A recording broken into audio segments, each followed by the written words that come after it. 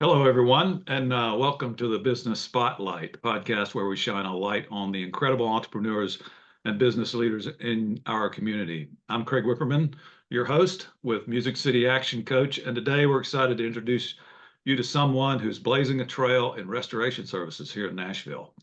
Our guest today is Dustin Walter, founder of Independent Restoration Services. We'll dive into Dustin's background, explore the challenges he's faced, and the successes he's celebrated. Whether you're a fellow entrepreneur, an aspiring business owner, or someone who just likes to support local businesses, this conversation is sure to inspire and inform. So, without further ado, let's welcome Dustin to the show. How you doing today, Dustin? Very good. Thank you. Thank you for the compliment. Appreciate it. And I'm happy to be here.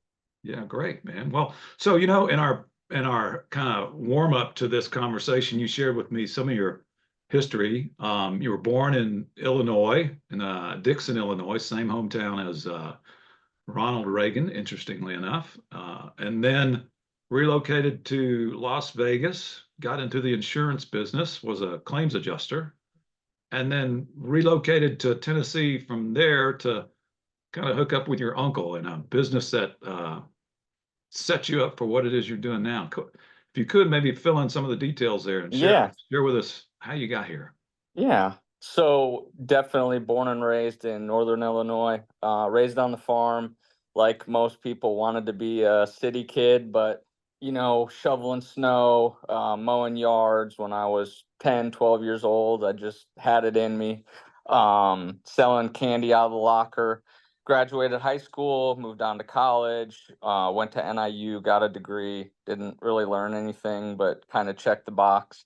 And then I married my high school sweetheart, and we have a daughter.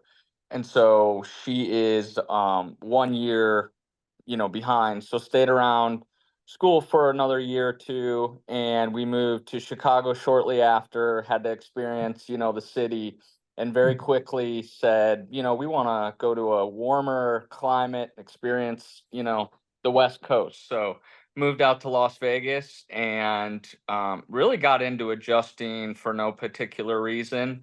I was actually interviewing and was going to be hired for the auto position, and I said I know nothing about cars, but I do know how to pretty much build a home, so maybe property would fit better. And I'm sure my life and career path would have been a lot different had I not said that. But got into property insurance. I was an adjuster for 5 or 6 years. Then I was a supervisor, up to a state manager. So really over a decade in the insurance business. But what I saw is, really as an adjuster, your job is to just go out and pay what you owe and move on to your next claim. But I just love helping people. And so I was managing the job. I would see contractors showing up late, overcharging, not communicating.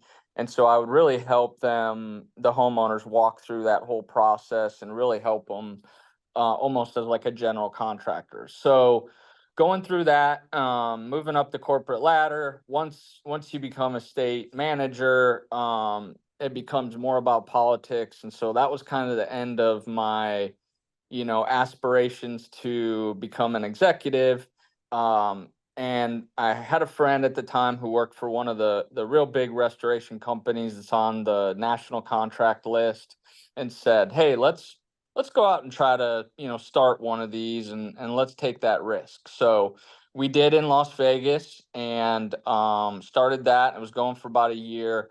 Well, at the same time, my uncle back in '99 started a foundation repair company here in Middle Tennessee, TFS, and it was at the time doubling. So they were going from 4 million to 8 million, and he really needed some help. And I'm probably more of a finance or operations guy, and so he was like, "Why don't you come out here, invest into this business?" I was just having a child.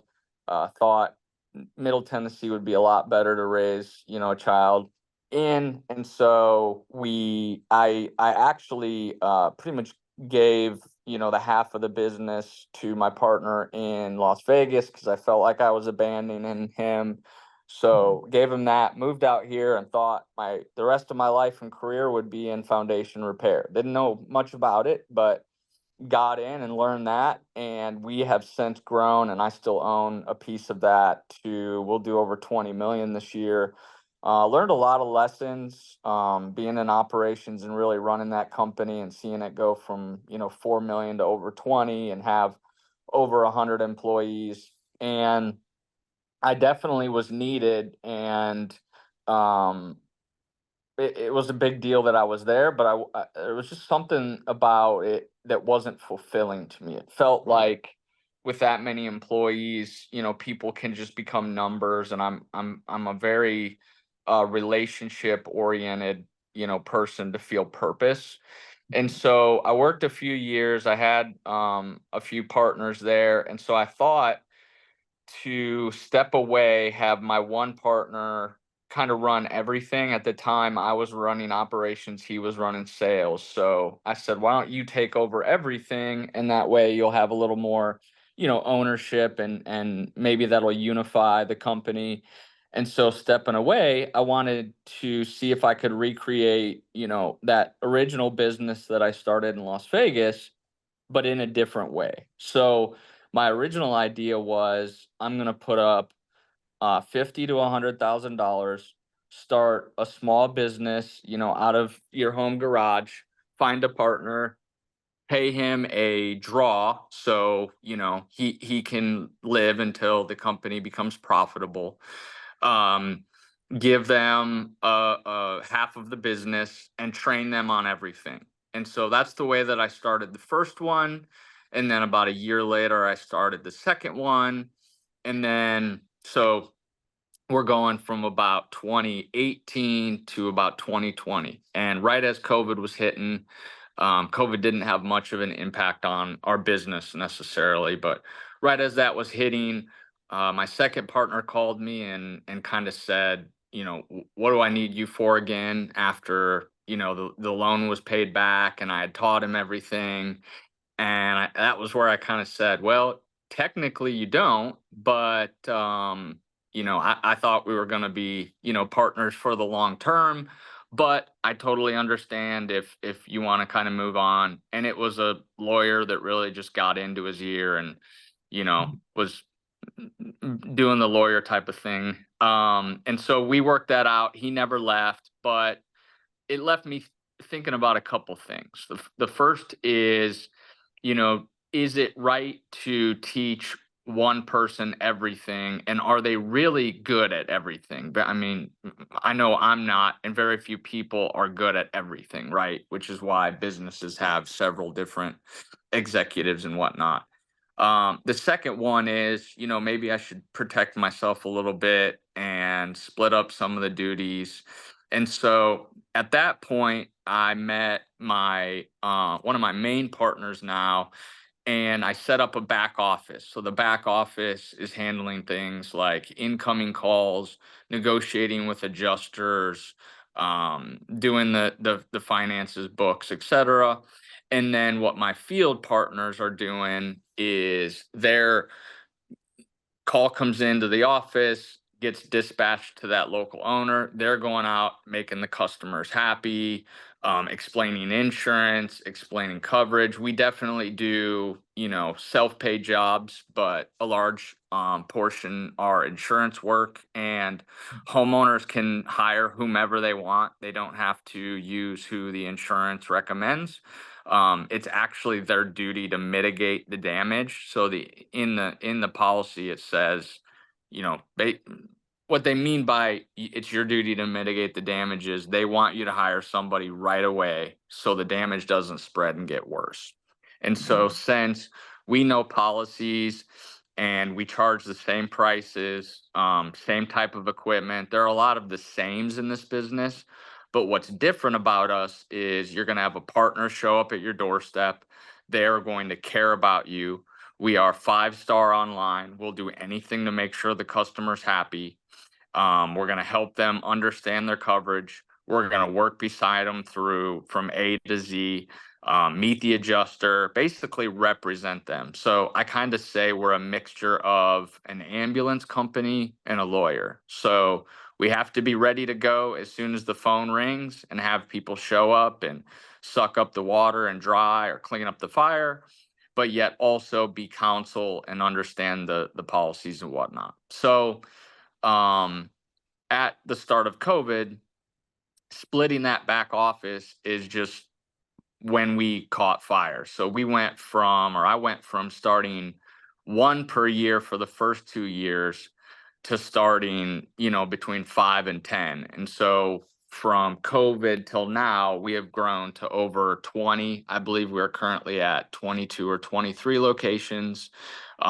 We're projected this year to start at least 10 more locations. And I believe that people are business, especially in the service industry. So a lot of the same equipment, a lot of the same principles, but the people are what makes the difference. So my bottleneck is really just finding good people that are willing to come in, take a draw, earn that ownership over, a couple years.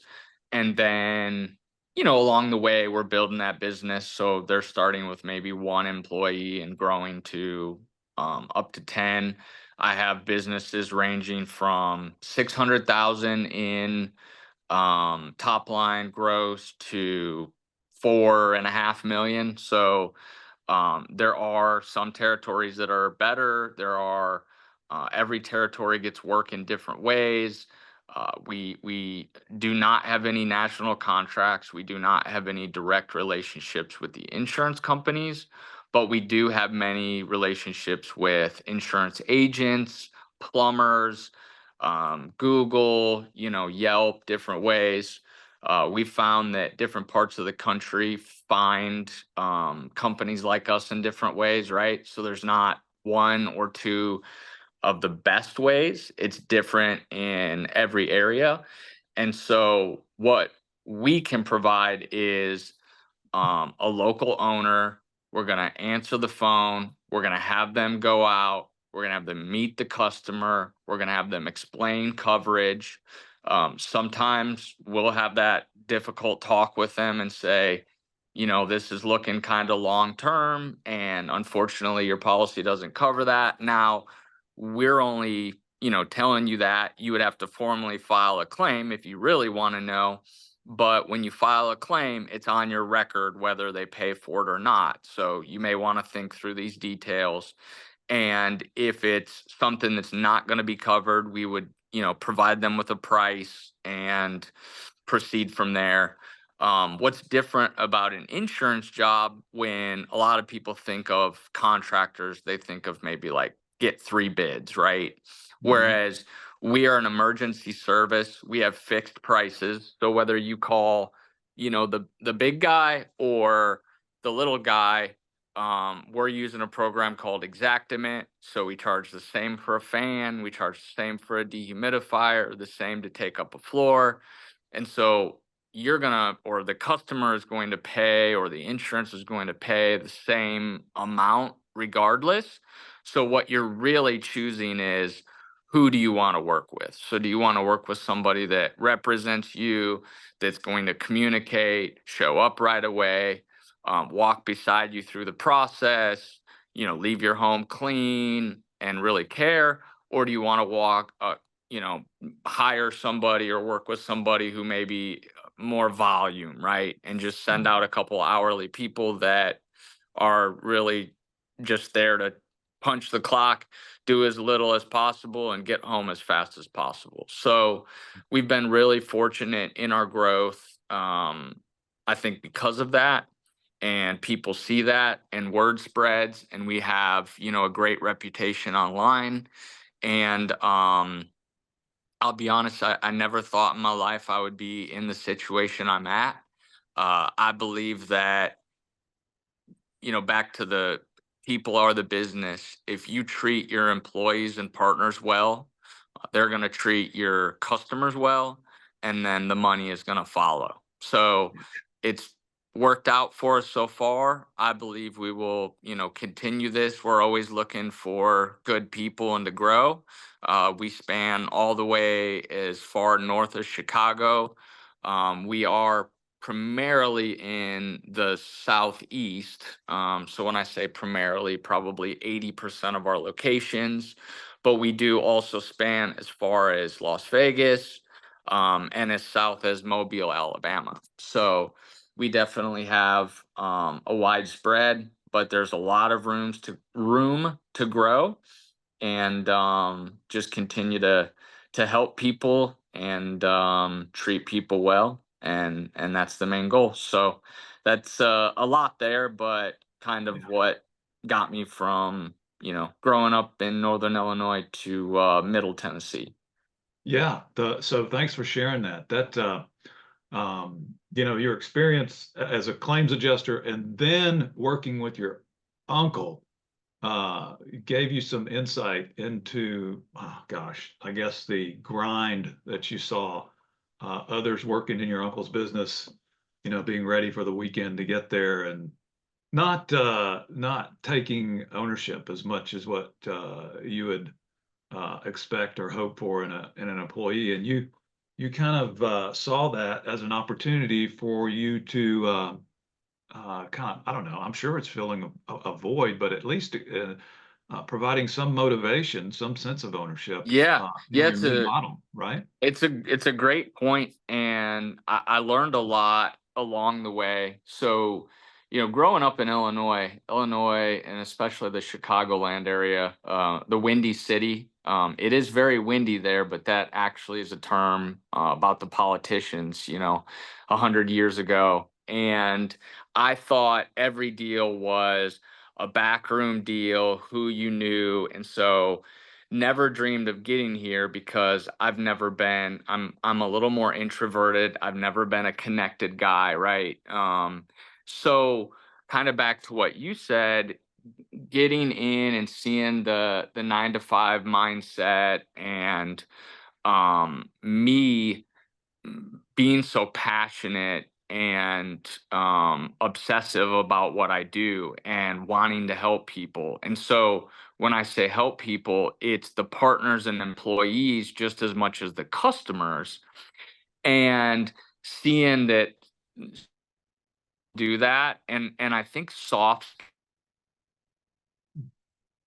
like, taking the mindset of, I have more knowledge and capital, but I lack in youth and energy, right? And so kind of marrying those two ideas and getting people partnership or percentage as a motivator. But I have learned lessons along the way, whereas initially I thought, well, the person I need for my partner is somebody who's going to answer, go out there, tear out the drywall, etc.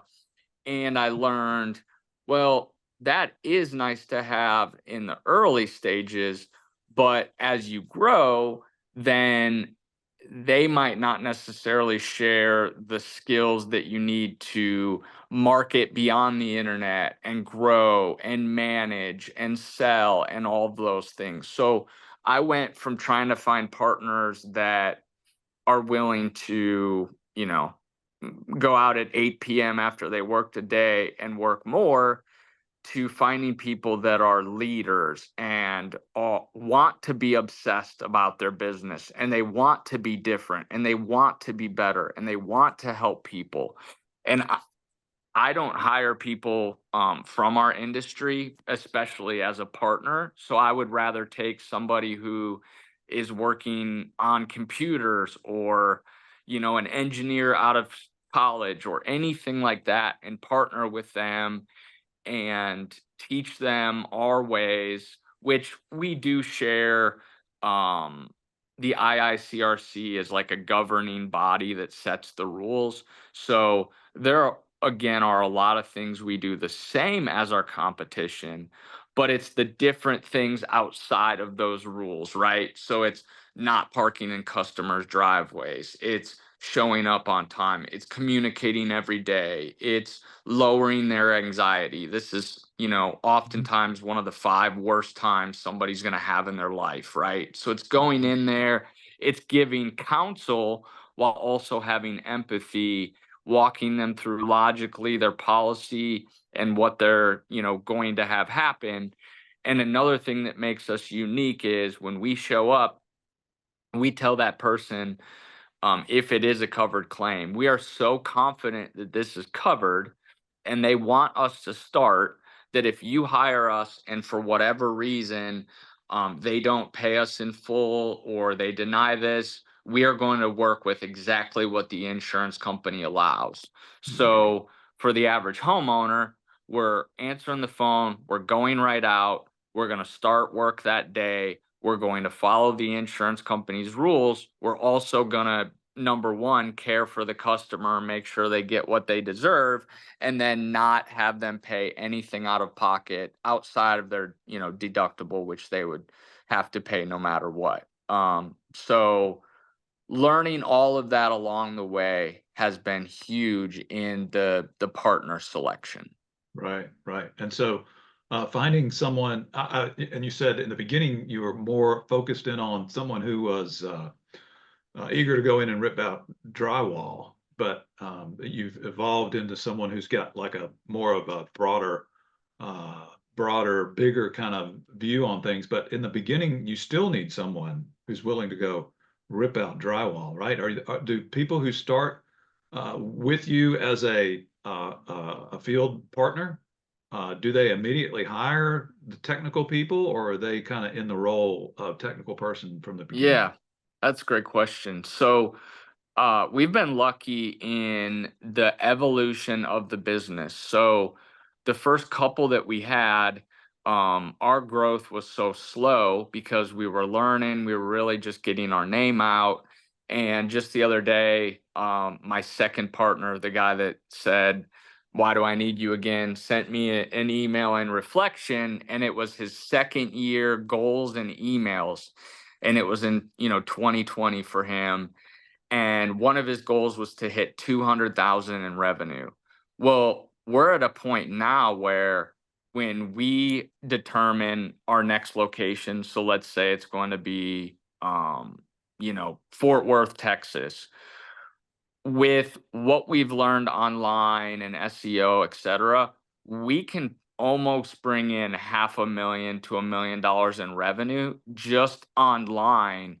So why I bring that up is the evolution has gone from that person that was the second one in, had to do a lot of that until we could afford an employee, which was like 2 years into it, versus now we're getting jobs almost immediately. And so Wow. we can hire W-2. So we've gotten lucky with that snowball rolling down the hill and getting more powerful and getting work right away, that yes, we can hire multiple people, versus before I had to have somebody that was willing to, almost work out of their garage for 6 months by themselves, or, maybe have a 1099 person every once in a while until they could afford to hire. And Hmm. so I think it's something that I tell a lot of people, and I think it's really um, insightful when you think about it. I ask people to name like three businesses, right? Like three businesses that and people will say like Apple, Amazon, and whatever else. And I say, those are giant companies. Do you realize that all of them started out of their garage? Hmm. you know? And so it's pretty crazy to think Apple started out of their garage and Amazon started out of their garage.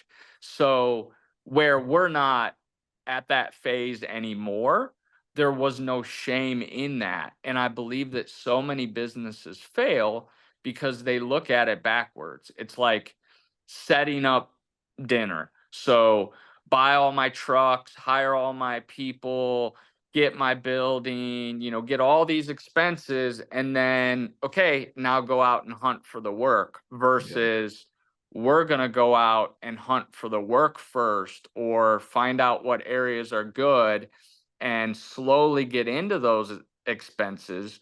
But having the right people makes up for it, right? So Mhm. one business might have fancy looking trucks and all those things, but then the customer's underwhelmed because they're hourly people that are just punching the clock and want to get home. Whereas when we show up, or this is the old days, we've grown, bigger than this now, but having the person show up, the customer doesn't know he's working out of his garage, and he's the owner, and he's passionate, and he's very knowledgeable, and he helps that person, and he wows them.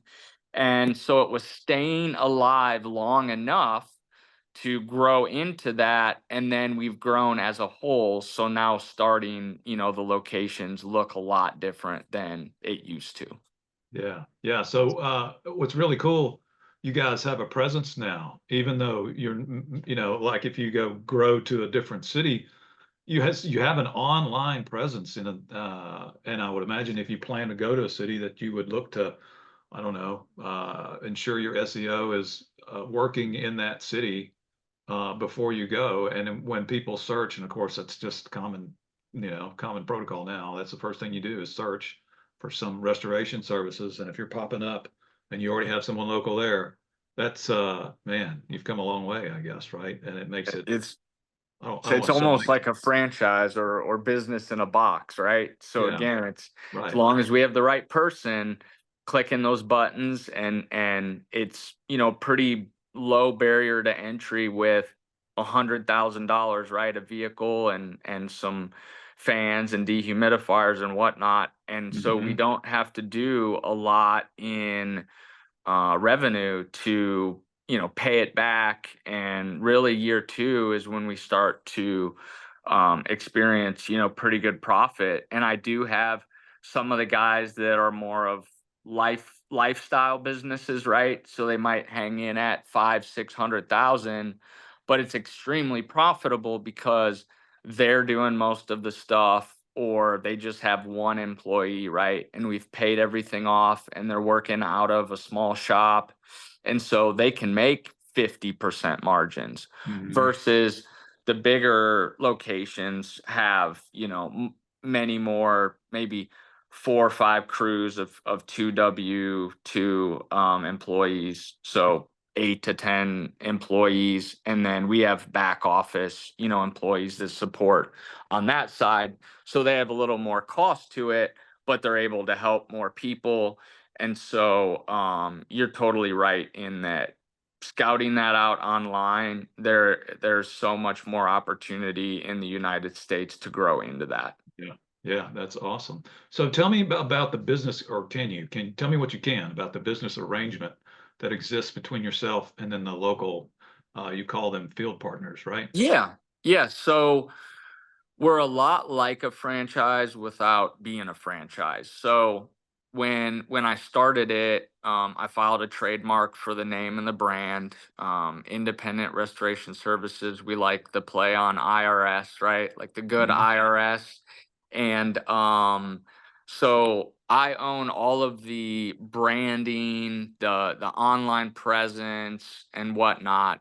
When I bring in a partner, they own a piece of that local LLC that they're in. So let's say again, we start one in Fort Worth. I put in, let's say, $100,000. It's never exactly the same, but I would say that's a pretty good average.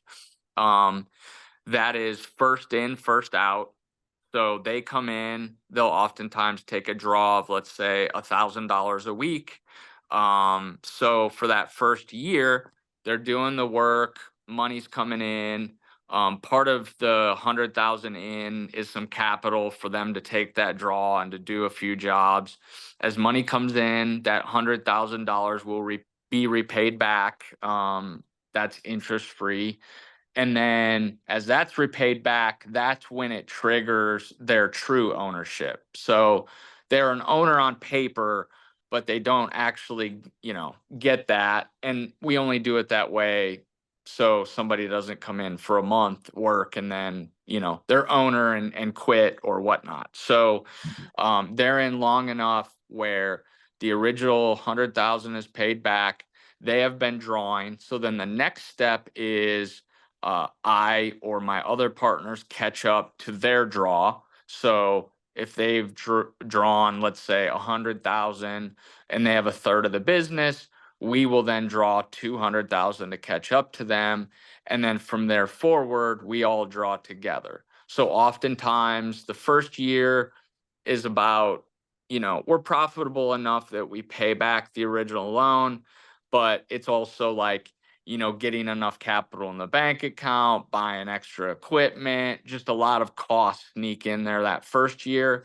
So the second year is really where we're a lot more cash flow heavy. Insurance companies take a while to pay at times, so there's some holding costs and whatnot. But after that, all of the guys are making, I mean, none of the partners are making less than, six figures. And they're also building an asset where we have had, some offers to buy our company, that not only are they making more than they had ever thought, because a lot of the guys that I'm partnering with are either out of college or they were working a 50 or $60,000 a year job. So changing the life for them and their family, but they're building this asset that will either, they'll hold on to for 20 years or could possibly sell for millions of dollars. And as we get bigger, part of the appeal is come on board to this brand, right? So if you have Bob's Burgers and you have 3 locations, well, traditional business says 3 to 5 times. Well, when you have McDonald's and you have, 1,000 or however many locations, that's when you start getting into, you know, 10 times or 15 or 20 times, depending on adding technology and all the other things to go with it. So not only is the appeal for people to come in that you'll be able to take a draw, so I'm not asking you to sacrifice and, be a starving artist for a year, but also you're building an asset and also you're building a career where you're making, six figures. So there are multiple positives, but I'll be honest, money is the last thing I talk about.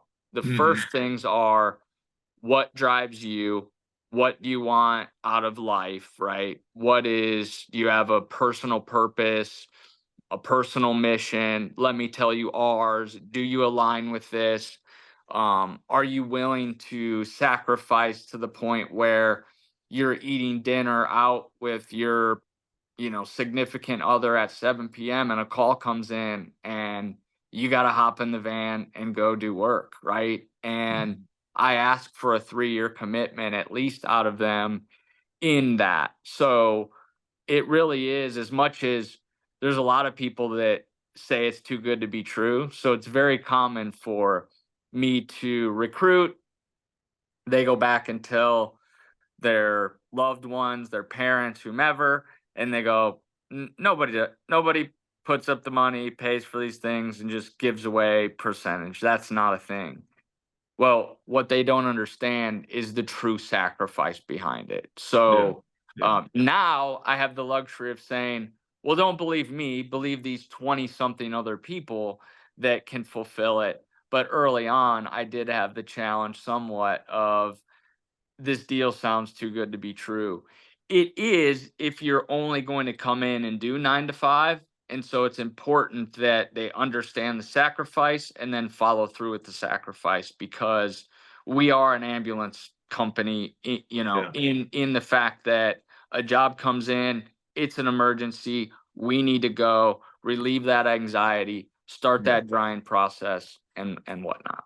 Yeah. Right. So that I'm clear, once they get to a mature point and their $100,000 has been paid back, and then there's, I guess, some additional that needs to get paid back.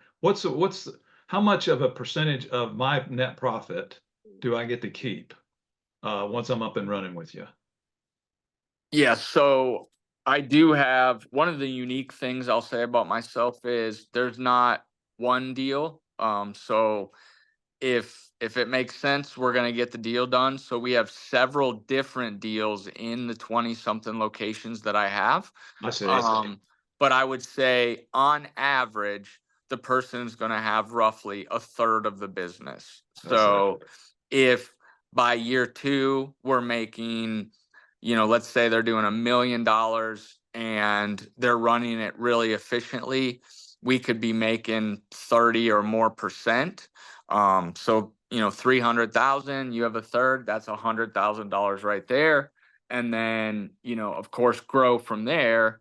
And then you've also built that asset that is worth, probably at this point, we've had several people say that you're worth, 10x. So Mhm. let's just use the 10x moniker and say a young person came in, they were making 60,000 a year, they do this deal, well, they draw 60,000 year 1. So what they give up is they, let's say, work more. So the sacrifice for year 1 for them is they put in more time but make the same as they did. Year Mhm. 2, they're now making that 6 figures, so they're working more but they're making more. But now fast forward to 5 years from now, if we go to sell, and let's say on the low side, because the market cap for these businesses are 50 or 100 million in most major cities, right? There's at least that much water, fire, mold damage, and that's not counting repairs. That's just the mitigation side. Now there's several companies, and so just getting a small percentage of that, let's say they're at 2 million making $600,000. Well, you've got 10x, so now that's a $6 million value business. They have 30%. Now they have a $1.8 million asset that they could sell if they wanted to. So not only Mhm. are they making 6 figures, but they have millions of dollars in an asset. Yeah. Yeah, that's awesome. So, you're looking at growing. I think I heard you say another 10 in the 2025. Is that right? Yep, we're looking to grow at least that many, and could be more. It totally depends on, as everybody listening to this and going to listen to this understands, it's very hard to find people. It's very hard to find motivated. And I believe that we have something to offer that almost nobody else does, and it's still hard to find people. Hmm. So we could grow beyond that if we had the right amount of people. And we have evolved to where I started with me and one person, and then I had me, the back office, and the field partner. Now what we've been doing is bring in somebody who was a field partner, and now they are helping field calls and training. So a lot of these locations now really have 4 partners. So think of myself, the field partner, which they're still getting their same percentage. So I have just continually taken less and less, but I'm willing to do that because 20% of a watermelon is much larger than 100% of a grape. Yeah. So they're not affected, but I'm bringing in, or I have the back office partner, and now I have this 4th partner that helps them grow and can audit their pictures and give them advice. And so that's how I'm able to scale and grow 10, 20 of these a year, is that I have 5 to 10 of those individuals that can take up to 10 locations. So I have the capacity to grow to 100 plus locations. Okay, so just so I'm clear, your fourth partner offers like uh, business leadership, management, training assistance. Is that Yeah. right? Yeah. Yeah. So think of the biggest challenge isn't the demolition, right? 10 years ago, everybody was watching buying houses, demoing them, and flipping them, right? So everybody knows how to do demolition. So that's not really much of our training. It is understanding insurance policies. It's understanding how to talk to people, how to bring customers' anxiety down. And so the way that we train is the original person is coming in, they're traveling around from location to location for, a month to 6 weeks, but then they need to have somebody that's going to answer when a job comes in. So picture you're on board, you've gone through the training process, you own now Fort Worth, a job comes in, and it's your, first job. We want you to call that field partner, or I'm sorry, the person we're talking about when you're on your way to the job, to tell them, I got a job. These are the facts that I know so far. Then that person goes out, meets the customer, walks through the home. They'll walk out to their van, call that person and say, here's what we're looking at. That person will give them advice on, is it covered? Why? How to talk to the customer. Sometimes they'll even bring them up on FaceTime in front of the customer so they can, talk them through that. Yeah. And then they will be there throughout that process to answer any questions from that owner. So the reason that that person can take multiple locations is because somebody is much needier in their early days, right? And calling on the way and calling while they're there. So they're calling them multiple times a day, to where as they're with us for a year and beyond, then maybe they're calling them once a day or a couple times a week because they've been through hundreds or thousands of jobs. Yeah. So that's their primary responsibility, is being available for that person, so that person always has support. Right. How do your field partners get, or do you guys offer like assistance in managing their business, their day-to-day business, outside the expertise of providing the service that, like, for example, you just explained, outside of that, just running the business in general? Yep. So that's what our back office does. So Okay. we another big selling feature is we don't need somebody to come in and be a business owner. We need somebody to come in and be a specialist in, and when I say this, they are a business owner, but when I started, I had to wear 17 baseball hats, right? Right. Switch the hat to be the marketer and switch the hat to be the person doing the job in operations. Whereas they can be specialty, come in, learn the, 6 things they need to know, and then everything else we will handle as a unit in the back office. So they give up some percentage for that, but we have a CPA on staff. We have several people answering the phone 24/7. We have estimate writers. We have people that negotiate. So think of like medical bills. We're negotiating with the adjusters, and so they don't have to worry about any of that. So they can just stand behind the brand, make sure they're ready to go when the phone rings, make sure that customer's happy, they're managing the job, they're managing however many crews they have. And then when nothing is coming in, they're out being a brand ambassador, right? Meeting agents, meeting plumbers, call us. Here's why you want to use us. Here's what makes us different. Very interesting. Very clever. Very, Thank you.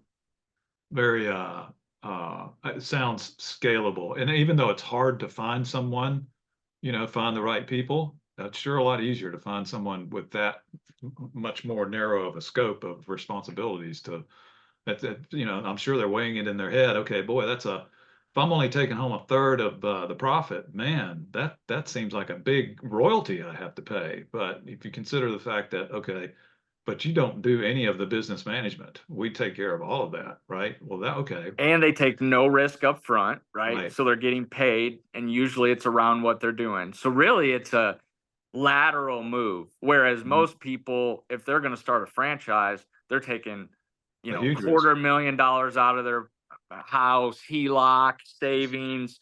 They're risking it all. We're telling them, come in, we'll train you, we'll pay you. Yes, it is a draw, but we would never go at, if somebody came in for 2 months and it wasn't their cup of tea, we're not going after them. So that's just income to them. That hasn't happened as, so far. So we've been lucky. But So they don't take that financial risk, they get paid, and they just have to.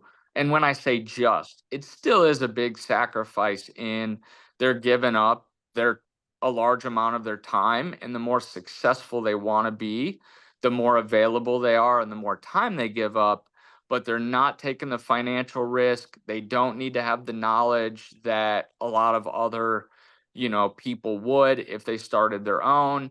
And really, a third can add up when you think of how quick we can, turn on the buttons and get $1 million in revenue. And then also, if they want to exit, that additional multiple we add. So I could argue somebody, even if you took out that we're putting up the money, somebody starting their own, how quick could they scale up to $1 million, whereas we can scale up within a year? And so I don't know that they could scale up to even 333,000 in a year. So this is almost a faster route, and you're really not giving anything up, and you're getting paid. Yeah, yeah, it's an interesting proposition there. So people are your bottleneck. What could you do if you had an endless flow of people? How quickly could you grow? Could you, but what are you, do you mind me asking what your total revenues were for 20, or what are they looking Yeah, at? yeah. So the last 4 years, in 2021, we did, and I'm rounding, a little over 3 million. Mhm. 2022, now this is total revenue. In 2022, we did a little over 7 million. In 2023, we did a little over 14 million. Mm. And this year, assuming December is, average, we should do a little over 25 million. So Wow. we were doubling, and then it gets pretty tough to double. But I believe we will do over 35 million next year, and I believe we will do over 50 million the following year. And so, um, you know, we're doing, I'll make note, some of the toughest kind of work in our industry. What I mean by that is there are several people in the industry that will say there's no money in residential drying. The money is in commercial, right? And I like to tell a quick story. We do some commercial, and there's really not a huge difference. In fact, it can often be harder to make a customer happy. Again, in one of their top 5 worst moments in their life, we're coming into their home. They didn't ask for this. It's a disaster. And we are helping them through that versus, a business that it's a business, right? So the story is, in the Chattanooga area, we had a fire come in last year, and oftentimes in insurance we don't quote it because it's fixed prices. They did file a claim, but they wanted a bid, and so we gave them a one-page bid of a little over $80,000, and this was, a really big warehouse, so we needed to clean the whole thing along with the contents. And we waited. We didn't think we were going to get the work. And 6 weeks later, we heard back, we got the job. So we go in, we do the job, and we had, roughly 50% gross margin, which is pretty standard. So we were happy and moved on. Well, we found out from the adjuster that there were 2 other businesses that quoted the job. And what I'll say is, usually in our industry, you're either primarily residential or primarily commercial.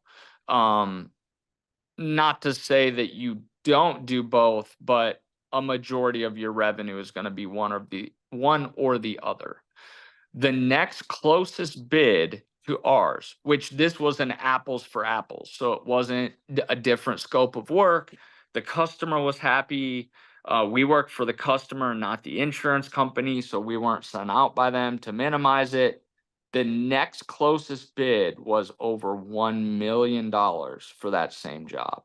So what I say is, I'm not saying we're the cheapest, because on the residential side, we can certainly be more expensive than a lot of competitors. It's a possibility, right, to have the same price list. Um, but what I'll say is a lot of the commercial driven companies have a lot of overhead, and I can almost compare them to like the big five in the defense contractors, right? There's almost a agreement between everybody that they're going to do things a certain way, don't step on each other's toes. And we since we don't do much in commercial work, we don't really know that or have that agreement.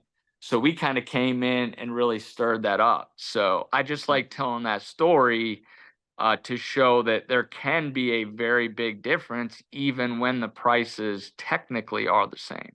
Yeah. Right. Well, Dustin, it's been a great talking to you here, man, and learning more about your business and the different go-to-market model that you guys present. That is very intriguing. Um, I really appreciate your time today, and gosh, look forward to staying connected with you and hearing how you guys are doing, because massive growth plans here in the massive growth you've experienced, and I would expect that you'll continue, at least maybe not on the same trajectory. You're right. You got a doubling forever is that's kind of a big order, Yeah, but I that's tough. certainly a lot more growth opportunity for you out there. I wish you Well, the I appreciate the kind words. I appreciate you having me on, and I'd like to leave you with one, anybody listening to this, we're always looking for people. So if you know anybody that would be interested, um, always looking to start new ones, and that's our bottleneck. And the other thing is just bringing awareness that homeowners, business owners can hire whomever they want. So when you have a fire, water, mold claim, don't just go with who your insurance recommends. Do your homework. Look us up, and if we're not in your area, we would even be willing to help. Say, hey, this company, is good in that area. So people can hire whomever they want. We want to make a difference, to everybody. So I appreciate your time, and looking forward to the future. And I'm honored to be on here. Oh, awesome. Well, thanks, Dustin. Great sign off. And again, great to have you on the show, man. Thank you. All right, take care.